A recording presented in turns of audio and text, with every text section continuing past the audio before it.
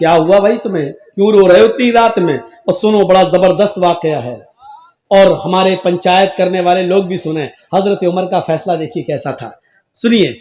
उस आदमी ने कहा, अरे जा यार तू यहाँ के बैठ गया, मेरा दिमाग वैसे ही खराब है, तू और खराब करने आ गया।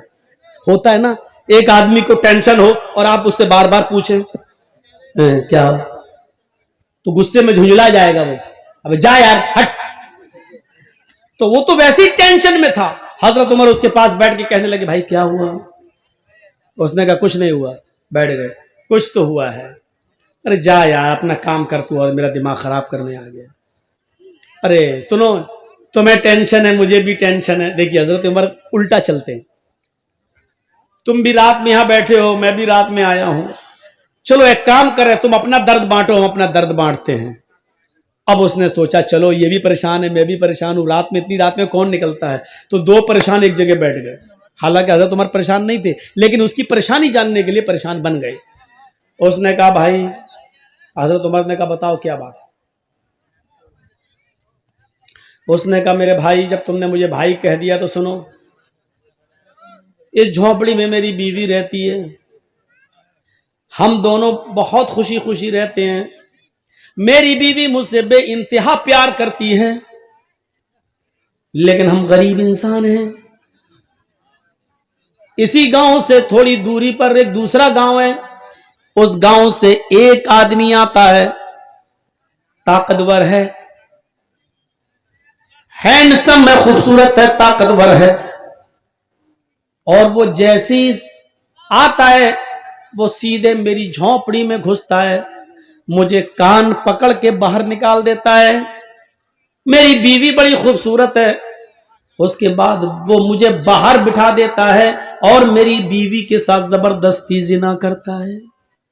मेरी बीवी के न चाहने के बावजूद भी वो उसको मजबूर कर देता है और वो उसके साथ जिना करता है।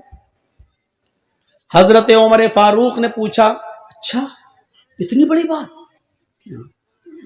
अच्छा ये बताओ क्या वो अभी है? कहा नहीं। तो आया और चला गया। मैं कुछ भी नहीं कर पाता हूं, अपनी बीवी की कोई मदद नहीं कर पाता।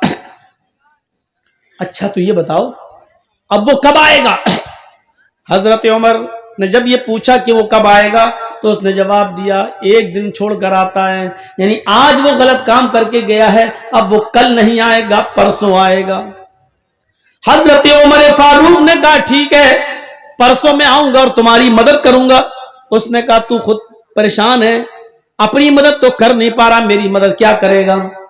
अरे जा यार, तू तो कह रहा था मैं परेशान हूं। कहा मैं परेशान हूं, मैं भी परेशान हूं, परेशान ना होता तो मैं रात में क्यों निकलता, लेकिन मेरी परेशानी इतनी बड़ी है कि आए मेरे भाई, हजरत उमर कहते हैं, आए मेरे भाई, जब तू खुद परेशान है तो मेरी परेशानी को तू कैसे दूर करेगा? लेकिन मैं तेरी परसों मदद करूंगा। उसने कहा अच्छा जाओ ठीक है कर लेना। वो सोचने लगा ऐसी तसल्ली देने वाले सभी आते हैं, ये भी तसल्ली दे रहा है। हजरत उमर ने जाते जाते उससे कह दिया, हाँ सुनो परसों में आऊंगा, अपनी बीवी से कह देना खाना बनाकर तैयार रखे। कहने लगा अरे जा यार, खाने से इसका क्या ताल्लुक है, तू मदद करने आएगा कि खाना खाने आएगा? हजरत उमर ने कहा देखो मैं जो कह रहा हूं वो करना, खाना बनाकर तैयार रखे, और दूसरी बात जब वो आदमी तेरे घर में घुसे तो अपनी बीवी से ये कह देना कि आज सब कुछ रजामंदी जाहिर कर दे, यानी उसके सामने आज वो जिद न करे, बल्कि ये कहे कि ठीक है तुम तो हमसे रोज मिलने आते ही हो, अब हमारे और तुम्हारे दरमियान तो कोई चीज रह नहीं गई है, अब तुम्हें जब आना ही है तो हम दिल खोल कर तुमसे मिलना चाहते हैं, लेकिन अंधेरे में मिलेंगे, उजाले में नहीं, इसलिए चिराग बुझा दो।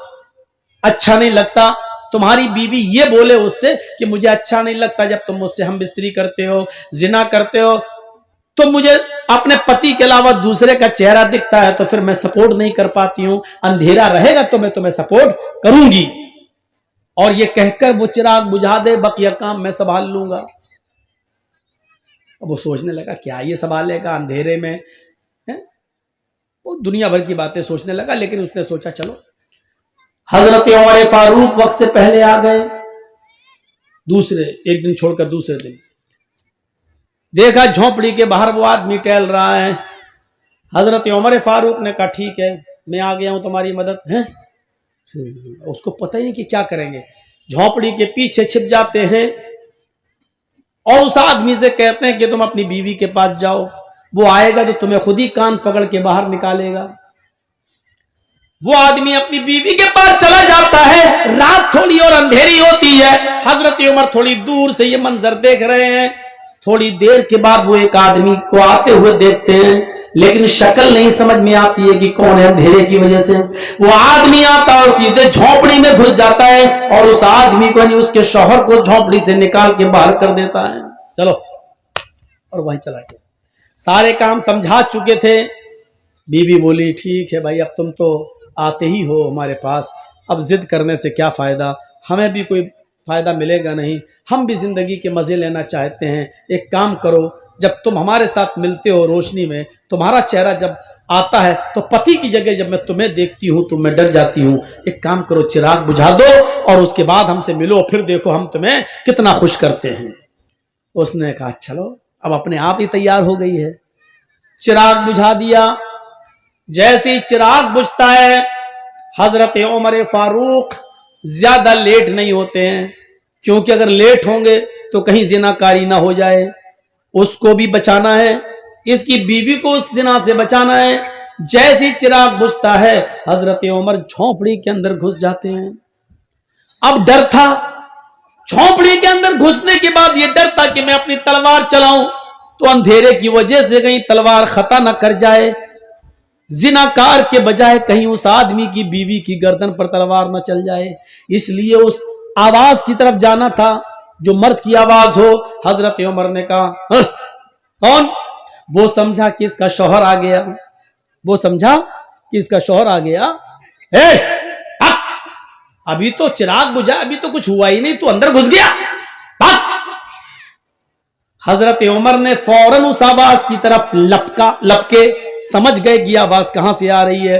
فوراً لپکے, اس کے بڑے بڑے بال جو تھے, جیسے اس کے سر کو پکڑا تو اس کے بڑے بڑے بال حضرت عمر فاروق کے ہاتھ میں آ گئے.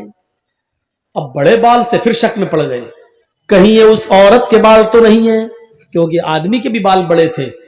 تو اب یہ ڈر پیدا ہوا کہ کہیں یہ بال مروڑا اس کو, اب اس کی منہ سے پھر نکلوانا چاہ رہے ہیں کچھ بات.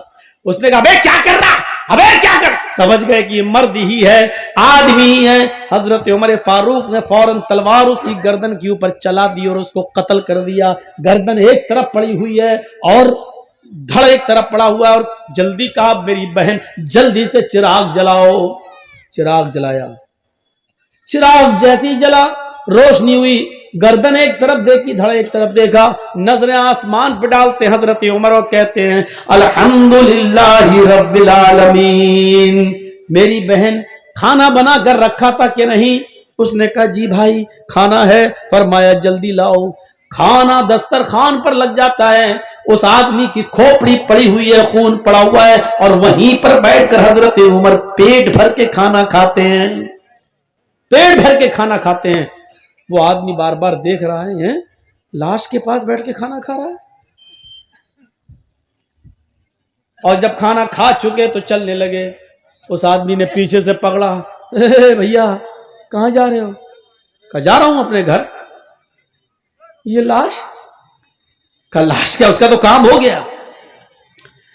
کہا اگر اس ملک کے امیر المومنین کو عمر فاروق کو اگر پتہ چلا اور صبح چرچا ہوا کہ اس گھر میں لاش نکلی تو کہیں ایسا نہ ہو کہ اس کے قتل کے الزام میں میری گردن اڑوا دیں. تم عمر کا انصاف نہیں جانتے ہو. حضرت عمر مسکراتے ہیں اور کہتے ہیں تمہیں ڈرنے کی ضرورت نہیں ہے.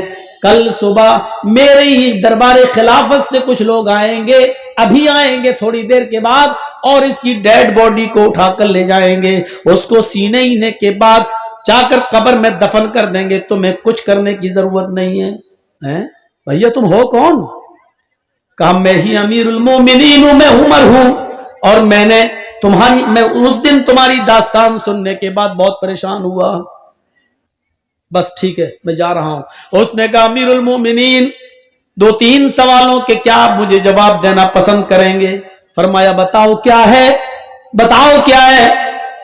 اس نے کہا امیر المومنین اتنا بتائیے کہ آپ نے کھانا بنانے کے لیے کیوں کہا تھا پرسوں کہ کھانا بنا کر تیار رکھنا، اس قتل سے کھانے کا کیا تعلق تھا؟ امیر المومنین، چراغ بجھانے کے لیے آپ نے کیوں کہا تھا؟ کیونکہ اندھیرے میں تو ڈرتا کہ کہیں تلوار میری بیوی کی گردن پہ نہ چل جائے، روشنی میں تو آپ قتل اور اچھا کر سکتے تھے، لیکن آپ نے روشنی کے بجائے اندھیرے میں قتل کرنا گوارا کیا ہے۔ آپ نے اندھیرا کیوں پسند کیا ہے جبکہ روشنی میں آپ کسی کو اچھی طریقے سے مار سکتے تھے، لیکن روشنی کے بجائے آپ نے اندھیرے میں قتل کیا۔ اور جب آپ نے لاش دیکھی تو کسی کے مرنے کے بعد انا للہ پڑھا جاتا ہے، لیکن میں نے آپ کی زبان سے سنا ہے کہ آپ نے انا للہ کے بجائے جب لاش دیکھی تو الحمدللہ رب العالمین پڑھا ہے۔ یہ الٹی الٹی دعائیں آپ نے کب سے سیکھی ہو پڑھی؟ اس نے حضرت عمر کا جواب سنو، کیا جواب تھا؟ حضرت عمر فرماتے ہیں، آئے میرے بھائی، جب تو نے مجھے اپنی داستان سنائی اور تو نے کہا کہ میں بھوکا ہوں، کھانا نہیں کھاتا اس لیے کہ میں اپنی بیوی کی مدد نہیں کر سکتا، جب تک میں اپنی بیوی کو ظلم سے بچا نہ لوں میں کھانا نہیں کھاؤں گا۔ جب تو نے مجھ سے یہ بات کہی تو اس وقت میں نے دل میں سوچا، اے عمر تو کتنا بد نصیب ہے، تو کتنا مطلب پرست ہے۔ تیرے خلافت کے زمانے میں، تیرے درباری خلافت میں، تیرے دور خلافت میں ایک غریب آدمی کی بیوی کے اوپر ظلم ہو رہا ہے اور تو بستر پر چادر اوڑھ کے سوتا رہتا ہے، کل قیامت کے دن تجھے جواب دینا ہوگا۔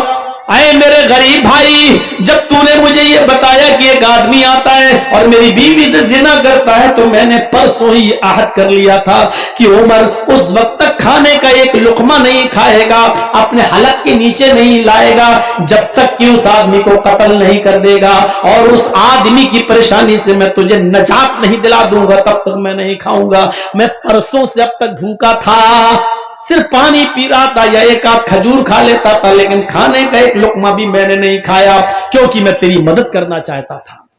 اس لیے میں نے کہا تھا کہ کھانا بنا کر رکھنا۔ آج اس آدمی کے سامنے میں نے کھایا کھانا اس لیے کہ میں 2 دن سے بھوکا تھا اور آج میں نے پیٹ بھر کے کھانا کھایا۔